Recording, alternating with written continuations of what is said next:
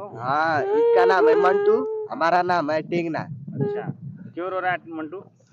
अगवा से जा रहा था रोड पर, अच्छा, एक चिड़ैया बिठा गई। कैसे चिड़ै? चिड़ै को देखकर पागल हो गया। अच्छा, पागल हो गया था मंटू? तुम पागल हो गए थे?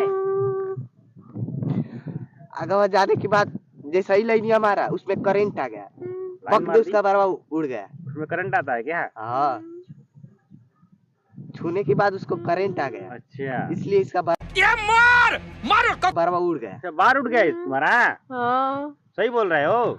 हाँ समझ रहे हो? समझ रहे हो आप? करंट से तुम्हारा बाहर कैसे उड़ गया? जे छुआली ना ते उड़ गइल। अच्छा, चलो चलो चुप रहो, फिर बाद में बाहर जम जाएगा। लड़की के चक्कर में पगला गया था। अच्छा, वो लड़की थी? हाँ, ओ, हम समझे कि चिड़ै थी।